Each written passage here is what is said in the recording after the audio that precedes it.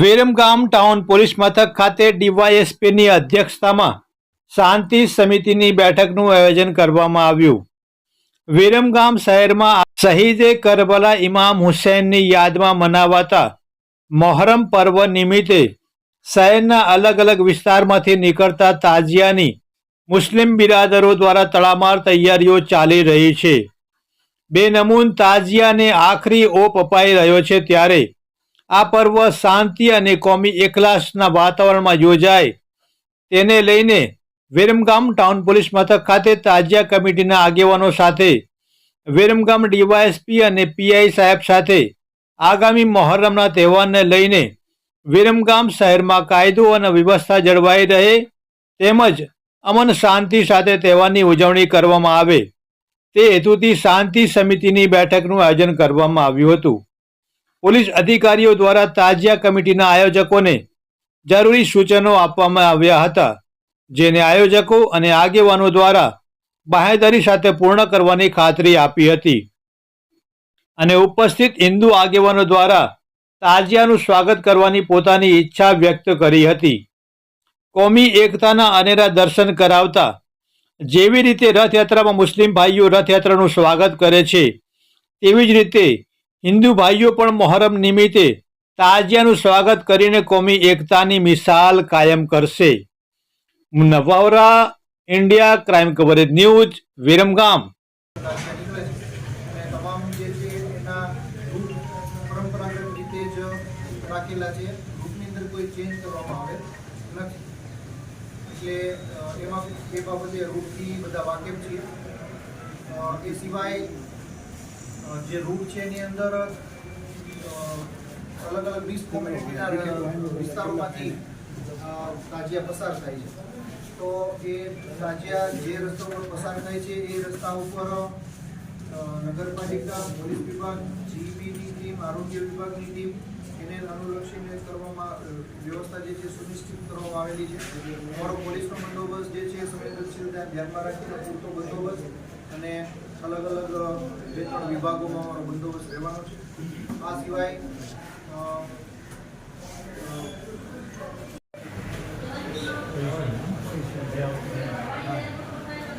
શાંતિની નમાજ પહેલા મૂકી દેવાનું।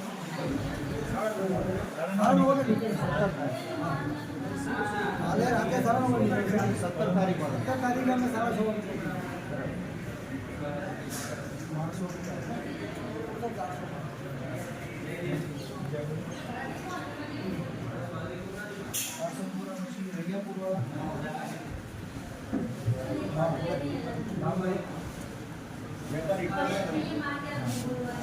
રૈયાપુર આજે અમારો રૂટ મોટો છે કે રૈયાપુરથી નકરીએ અમે તો અમારે માછીવાડમાં માતમ થાય છે, માછીવાડ અડ્ડાની મસ્જિદ પાસે ત્યાં માતમ પતાવી અને સીધા તઈવાળા ચોક, મંડલીવાસ, લાલપીર બાવડા રોજા, 5 ચકલા, મોચી બજાર, ચોકસી બજાર તે જુમ્મા મસ્જિદ થઈને આપણે રૈયાપુર પરત આપણે માછીવાડ માતમ ના 16 તારીખે આ જ પોઝિશનના અંદર આ ચાલશે અને 17 તારીખેથી આ જ રીતે અમારે રૂટ એ જ રૂટ રહેશે અને એ પછી 17 તારીખે 2 વાગે માછીવાડના અંદર અમારે રફાઈનો પ્રોગ્રામ હોય।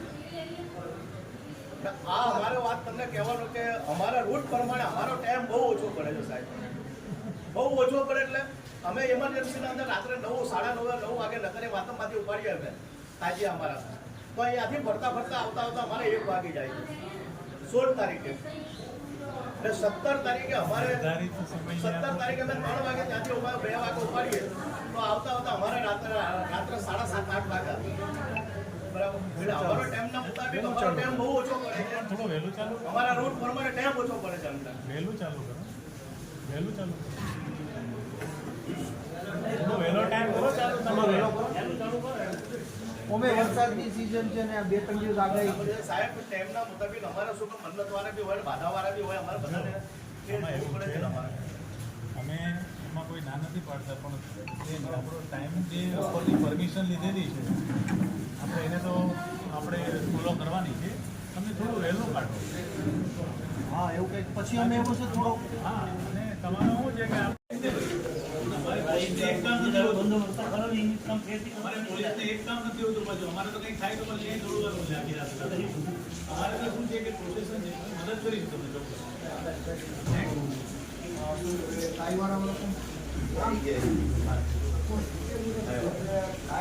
એમની પાછળ ગ્રુપ એક જ છે. ગ્રુપ એક જ છે મારે. એટલે 16 તારીખે સાહેબ રાત્રે આપણે મારા વાગે નાગ્યા થઈ કે ડાયરેક્ટ થઈ ગયું. 17 તારીખે વાત કરીએ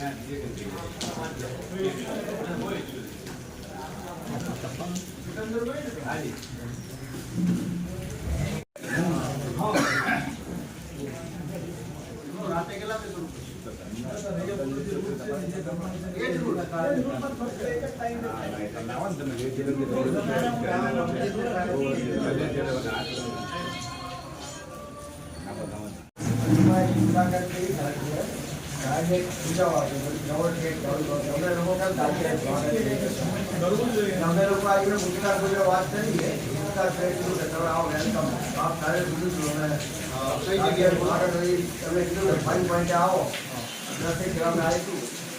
જે અમને થતું હતું એ રીતે આપણે 2 વર્ષ થઈ આવ્યા. આપણે તમામ તહેવારો હિન્દુ મુસ્લિમ પ્રેરણા કરી દીધી.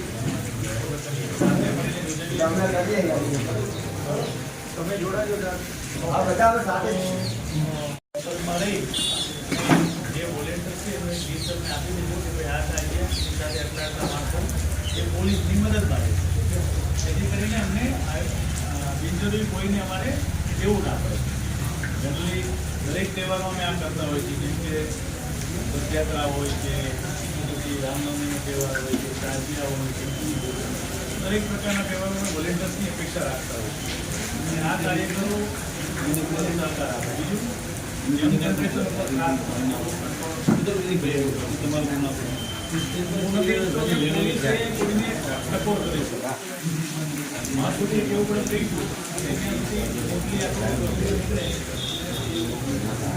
શાંતિમય વાતાવરણ પૂર્ણ થાય. દરેક રાજ્યના આયોજકો એ જ છે જે વખતે હતા એ જ છે રેગ્યુલર આવતા હતા એમાં કંઈ નવું નથી. અને આપણે શાંતિપૂર્વક આ આયોજન પૂર્ણ કરીએ અને આપણા હિન્દુ ભાઈઓને એમાં સાથ આપે. મારાથી પણ અહીંયા છે અને દરેક પાસે મારી એક જ અપેક્ષા છે કે આ એકબીજાના સાથ આપી અને કમ્પ્લીટલી કંપની લાગે અને આપણે એવા કામગીરી પૂર્ણ કરીએ. જે તમારો પ્રશ્ન છે ટાઈમમાં આપણે એવું છે કે જનરલી અમારો 8 વાગ્યાથી ચાલુ કરીને અમે 24:00 સુધી 12 વાગ્યા સુધી ટાઈમ પર ઓલરેડી આપેલો. થોડું તમારે પેલું લઈને શું છે રાત પૂરતો થવા છે. બીજા દિવસે સવારે તમે નીકળો હજી કોઈ વિષયમાં આવતો નથી. રાત પૂરી તમે એમ કહ્યું રાતે 2 ને 3 તો એ અમારા માટે એટલે પછી અમારે બંદોબસ્ત કરવાનો. અમારે બીજા 50 કામ પણ લાગે છે અને દરેક તહેવારમાં આપણે એ રીતે જ કરતા હોઈએ કે સમય મર્યાદા જાળવી રાખીએ. થોડું ઘણું અમે ફ્લેક્સિબલ થઈશું. એ 10 મિનિટ એગ્રીમેન્ટ કરું છું એ તમને મદદ કરશે. સાથે સાથે તમારી પણ મદદની એવી જરૂર છે. બરાબર. તમે કરી આપણે પાડીએ અમને તમે બહુ તમે કહેશો કે રાતે 3 વાગે 3 વાગે આપો એ શક્ય નથી એનું કારણ છે કે અમારે બીજા કામ ઘણા બધા હોય છે. એક કામ હોય તો ચલાવી બીજી આરામ કરવા માટે ચલાવી બીજા બધા આયોજકો એ રીતે આપણે કામ કરીએ અને કંઈ પણ તકલીફ હોય તો મારો તો પીએ થાય તો કોઈ પણ સંપર્ક કરજો, કોઈ પણ અડચણ હોય તો મદદ કરીશું. અને આ વખતે જે મુજબ એમ કે હિન્દુ ભાઈઓ પણ જે તમે લોકો રથયાત્રા કરી હતી ભાઈચારાની ભાવના મેળવો છો, હું પણ એ અપેક્ષા રાખું છું એ લોકો પણ કરે. મારી અપેક્ષા તો એવી જ જરૂર છે કે પોલીસની જરૂર ના પડે. કેમ જરૂર પડે? એટલા માટે બધા ભેગા થઈને અમે સિમ્બોલિક કરવાની સાથે જ છીએ. જરૂર પડે ત્યાં અમે ઊભા જ રહેવાના છે, પણ બને ત્યાં સુધી તમે બધા સાથે રહીને કરો એવી મારી અપેક્ષા. બરાબર. અને દરેક બાબત ઉપર અમારી નજર રહે છે. તમને ખબર છે સોશિયલ મીડિયા પર અમે ખૂબ એક્ટિવ છીએ. અમે અમારી વડી કચેરી સ્ટેટ બધા એક્ટિવ હોય છે. તો બિનજરૂરી એવું કોઈ પણ ચાલના ના કરે, કારણ કે એમાં આપણે કાનૂની ખોટું દર્શન થાય આ તે એવું કરવું નથી. અને કંઈ પણ હોય તો સીધું જ કહે છે ધ્યાન રાખવું અને કોઈ પણ હશે તો આપણે એ વસ્તુ આગળ કાર્યવાહી કરીશું. પણ સરવાળે આપણો ઉદ્દેશ એક જ છે એ શાંતિથી સારા વાતાવરણમાં બધા ભેગા થઈ અને જે 2 વર્ષથી તમે મને સાથ સહકાર આપ્યો છે, આમ તો તમે વર્ષોથી આપો છો, વર્ષોથી આપો છો, પણ 2 વર્ષથી તો હું જ છું અહીંયા, મને ખબર જ છે.